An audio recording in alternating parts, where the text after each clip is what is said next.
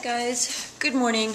I was just reading over some of your responses on the discussion board regarding depositions and thought I would just kind of touch base with you and elaborate a little bit more on what some of you have already written.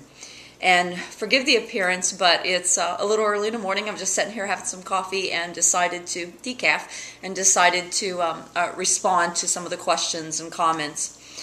In regard to depositions, yes, there are technically 3 ways you can do that. Depositions normally are recorded, but the recording itself is through a stenographer, and the stenographer then will take that information and convert it to a transcript. And the transcript is actually what the attorneys receive, what the deposed individual receives, and the courts use.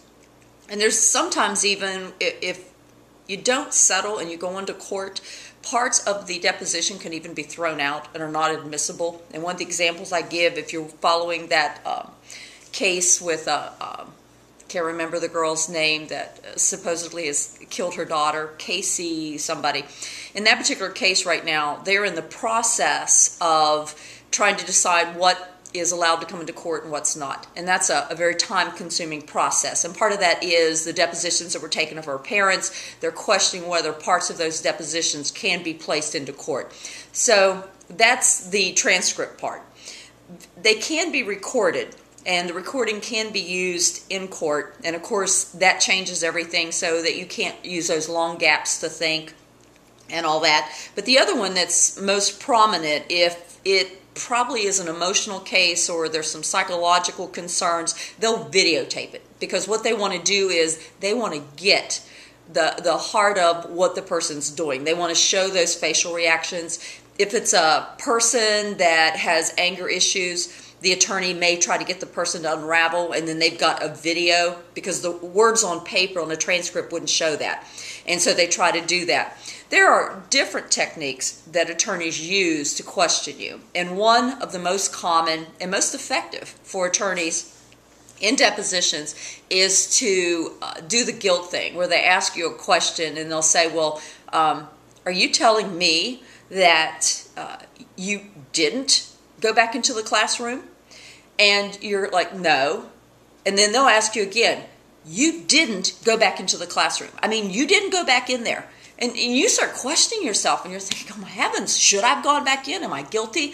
And then what happens is, once you start questioning yourself and doubting yourself, you'll start wavering a little bit. And then that's their key. And then they go in for the kill. And that is, they get you to basically recant. Well, no, I probably should have. I didn't.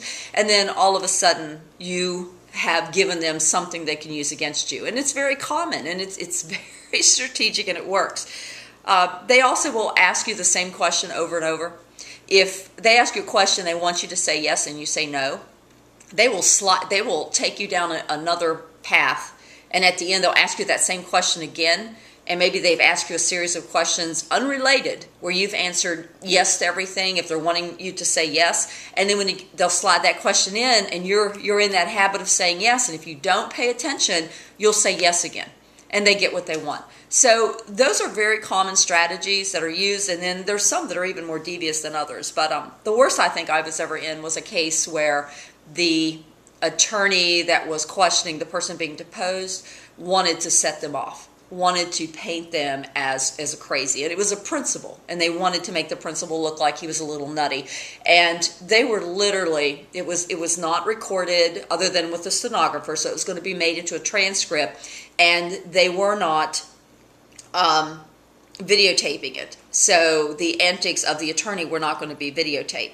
And the attorney was just in the face and really browbeating this principal just to get him to lose it. And they finally, one of the other attorneys just stopped it and said, you need to regroup. We draw the line.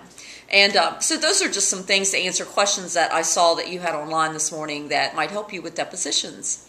Have a good day.